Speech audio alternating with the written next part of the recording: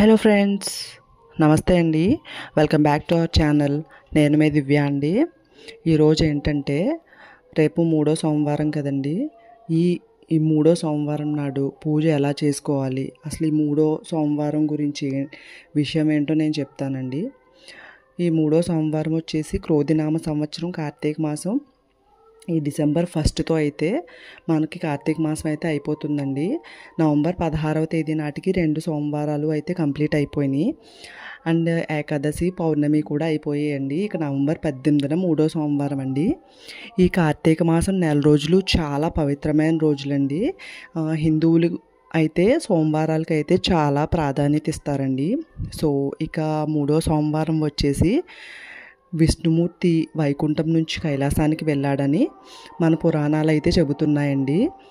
ఆ రోజున పార్వతీ పరమేశ్వరులు విష్ణుమూర్తి దంపతులను సాదరంగా ఆహ్వానించారట. సో ఆ రోజు చేసే వ్రతాలు, పూజలు, దానాలతో విష్ణుమూర్తి సంతృప్తి చెందుతాడని పురాణాలు చెబుతున్నాయండి. ఇంకా ఈ కార్తీక మాసం మూడో సోమవారం నవంబర్ 18న చేసే పూజల వలన శివకేశవుల అనుగ్రహం కలుగుతుందని పండితులు చెబుతున్నారండి. ఆ రోజున చేసే పూజల వలన కోటి పుణ్యఫలాలు దక్కుతాయని పురాణాల ద్వారా తెలుస్తుందండి. ఈ కార్తీక మాసం మూడో సోమవారం కైలాసంలో ఆకాశదీపం సంబరాలు జరుగుతాయని స్కాంద పురాణంలో పేర్కొన్నారు. సో ఆధ్యాత్మిక గ్రంథాల ప్రకారం ఆకాశదీపాన్ని దర్శించుకుంటే కోటి పుణ్యాలతో పాటు 1000 అశ్వమేధ యజ్ఞాలు చేసిన ఫలితాలు లభిస్తాయని పురాణ కథనం చెబుతుందండి. సో ఇక ఎప్పటి మాదిరిగానే తెల్లవారుజామునే కార్తీక స్నానాలు చేసి దీపారాధన అయితే చేయాలండి.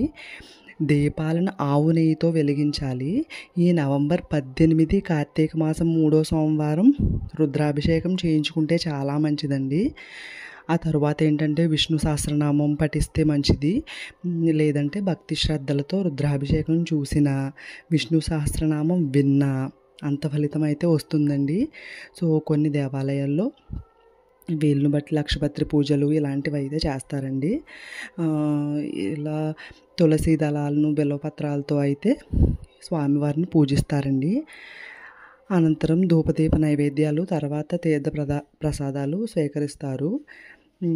ఇంకా ఈ కార్తీక మాసంలో కార్తీక పురాణం అనేది చదవటం అయితే చాలా మంచిది. ఇక ఉపవాసం ఉండేవారు పాలు, పండ్లు కూడా తీసుకోవచ్చండి. దేవాలయంలో ఇచ్చిన ప్రసాదం కూడా తినచ్చండి. అంతేకాని ఏమీ తినకుండా ఖాళీ కడుపుతో ఉపవాసం అయితే ఉండకూడదండి. పూర్తిగా ఉపవాసం ఉండలేని వారు ఇలా పళ్ళు తీసుకుని సాయంత్రం నక్షత్ర దర్శనం చేసుకుని దీపారాధన పూజ చేసుకున్నాక మనం భోజనం చేయవచ్చండి. జీవితంలో తెలుసో తెలియకో కొన్ని పనులు పాపాలుగా వెంటాడుతూ ఉంటాయి కదా.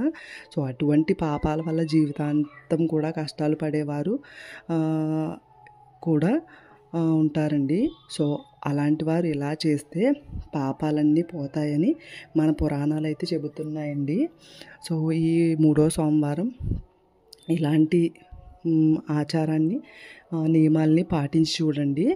ఇది నాకు తెలిసిన ఇన్ఫర్మేషన్ అండి. సో ఈ ఇన్ఫర్మేషన్ మీకు నచ్చినట్లయితే మీకు, మీ ఫ్యామిలీ మెంబర్స్కి అండ్ ఫ్రెండ్స్కి ఈ ఇన్ఫర్మేషన్, ఈ మూడో సోమవారం గురించి ఇన్ఫర్మేషన్ వాళ్ళకి కూడా షేర్ చేయండి. సో ఈ ఇన్ఫర్మేషన్ మీకు నచ్చినట్లయితే please like, share and subscribe to our channel. Thank you so much friends.